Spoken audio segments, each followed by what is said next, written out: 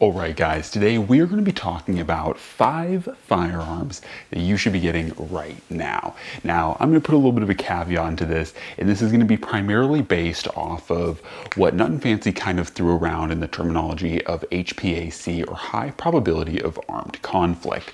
Now, we're going to be also trying to cover 3 primary use cases, that is CCW on your body, then a bag gun that can be kept close to your body, in a truck, and just around, and then lastly kind of home defense options, all like I said kind of tailored towards that HPAC.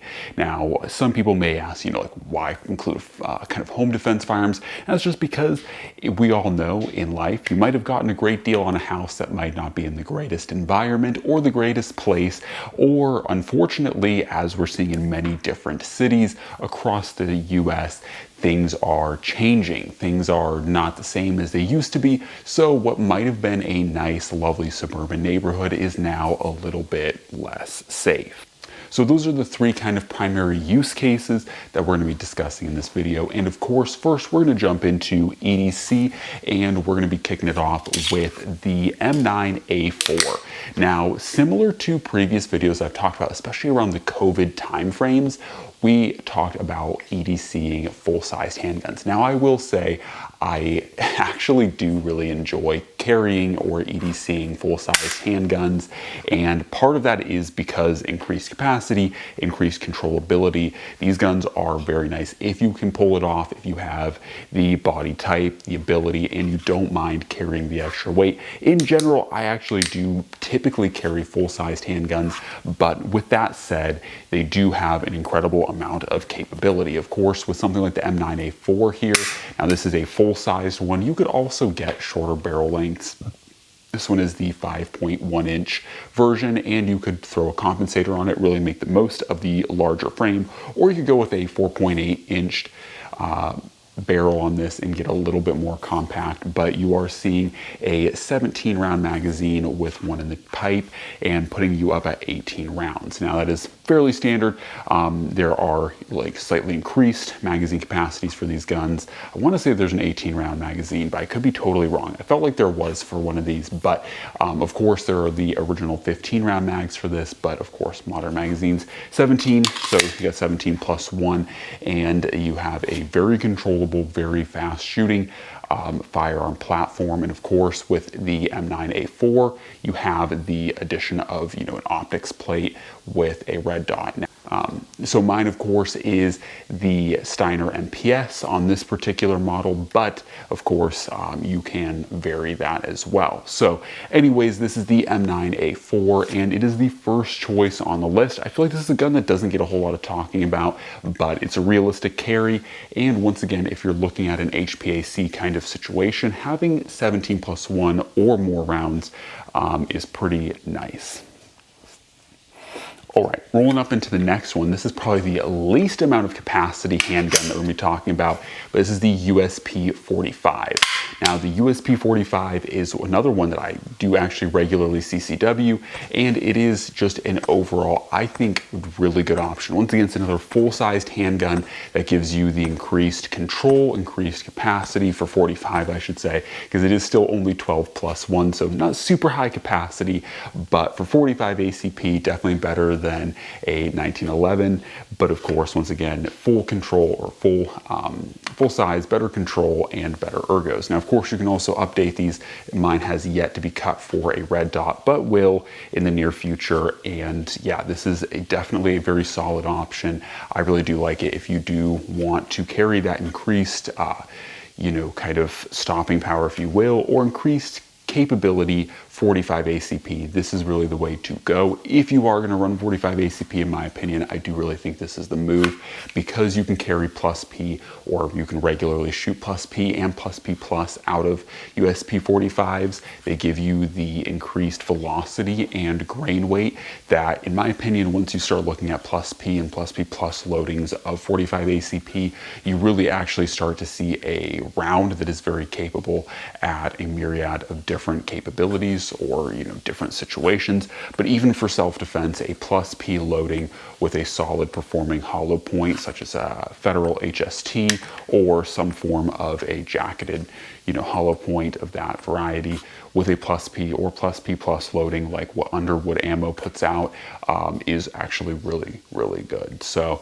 for those people that like to, you know, bemoan the 45 ACP is outdated, I will say if you are one of those people that is still shooting, you know, 230 grain, full metal jacket, 45 ACP, that is definitely outdated, but similar, very similar to 9mm. If you look at +P loadings, you know, those hotter loadings with modern technology for things like hollow points, really 45 ACP is quite a performer. So I will not throw shade on the 45 ACP, and once again, having a platform, a delivery platform like the HK USP 45 is really the way to go because you can upload it with those hotter loads. All right, so now let's talk about a bag gun. Now I don't have tons of options for this. I really don't think that you need tons, but for me, quite literally in a bag to show that it does actually fit and, you know, a decent sized backpack is the Sig Evo Scorpion Plus.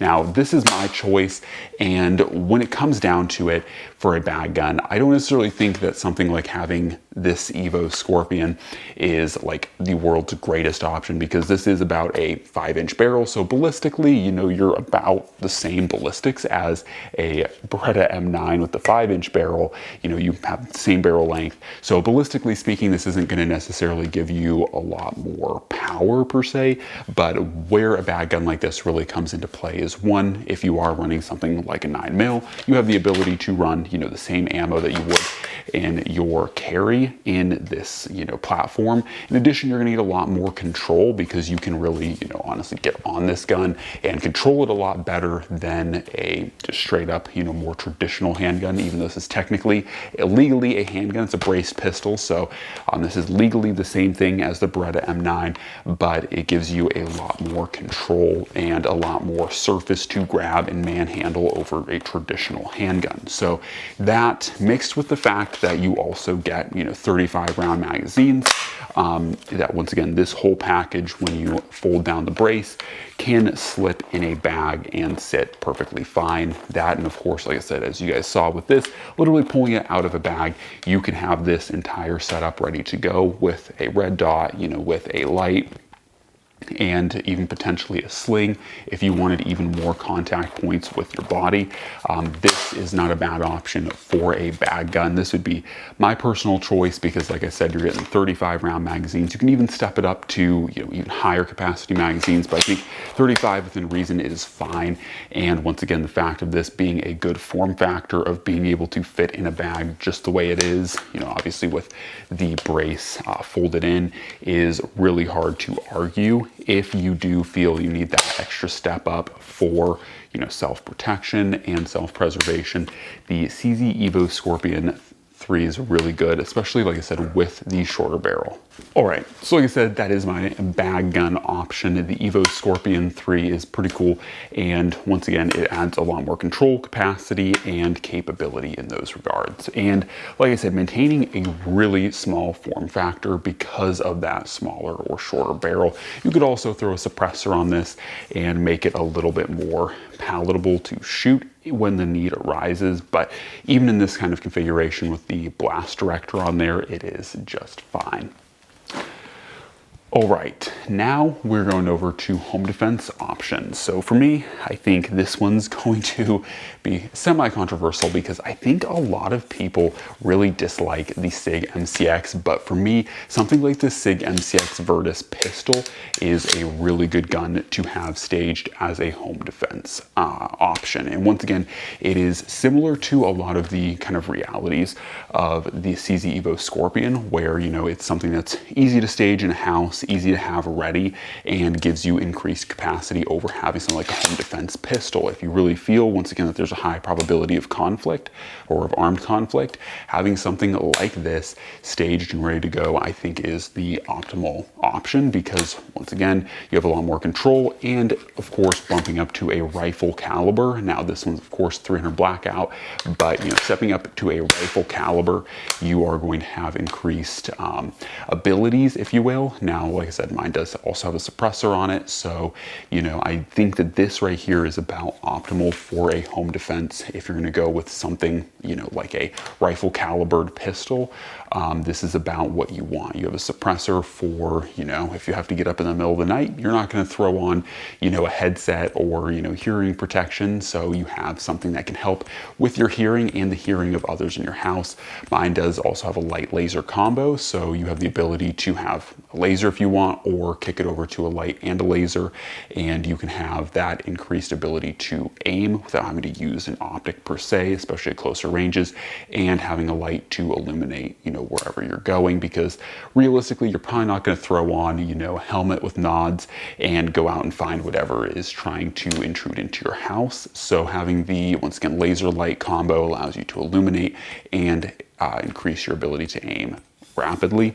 And once again, being a pistol platform at the core, it is compact, it is short reasonably. It is of course a little bit longer than the CZ Evo Scorpion in its compact state, but of course you get a lot of increased controllability and increased capability going up to that rifle caliber. Of course, 300 blackout is not the best for everyone and for every situation, but for this particular setup, I think this is about perfect for a home defense situation.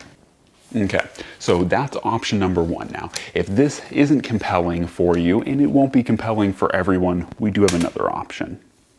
All right, so option number two, as I'm sure you've been seeing it sit over there, is the Molot Vepr 12. Now, whether you have the SBS or non-SBS like mine, the Molot Vepr 12 I think is another great option, because especially in an SBS configuration, it would be short, compact, and pretty wieldable. But even in a longer configuration like this, you're still getting 12 gauge, which is certainly some people's choice. You're getting quite a bit of 12 gauge too.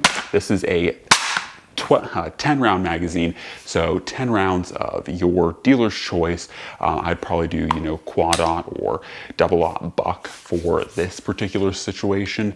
And of course, you have a top mounted pick rail, so you can easily throw on this guy. I have an RMR on it, so and running low profile because it's on an AK, so it almost actually co-witnesses with the iron sights, but not quite. So this guy is pretty low profile as far as a red dot goes, and as far as being able to be a gun that's easily staged. Of course, the nice thing about the Vepr is mag fed, so you can throw whatever magazine size you want in there, 5 round, 10 round, 12 round, 25 round if you really want, and you can of course drop the stock on this. So even in a longer barreled configuration like you see here, still reasonably compact and capable of being deployed out in a moment's notice.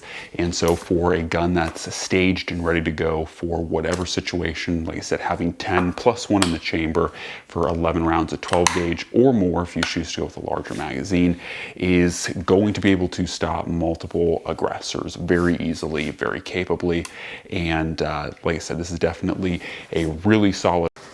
But yeah, so the Vepr 12 is going to be an incredibly capable option for a home defense choice. So really good, really solid, and it's hard to argue with a shotgun in general for home defense, but a more modern, more tactical shotgun like such is going to just do the job a little bit better. So, of course you can use something like a Mossberg 590A1, Mossberg 500, Remington 870 are all, solid choices, but something like this is pretty hard to argue with. So those have been my choices for a kind of HPAC type of situation or environment. Of course, this world is getting crazier by the moment, and so that's where, as prepared citizens, assessing where you live, where you go, where you interact with people, having something that increases your capability for defensive options is very important. And so whether it's on your body, body in a bag at your house. These are just some really solid options for a, like I said, kind of high probability of armed conflict type situation. Hopefully we don't come to that. Hopefully you never need it, but these have been my choices. I do know that the Vepr 12 is not the easiest to track down, but the others are all fairly easy to track down. And you know, you can certainly substitute other things for the Vepr, but magazine fed shotguns, I think, that are reliable, that are, you know, reasonably effective, are really the move over something like a pump action or even a tube-fed semi-auto shotgun. Mag-fed semi-autos are certainly more optimal in that regard. So anyways, hopefully you guys have enjoyed the video. Hopefully this has been informative, and as always, God bless, and I'm out.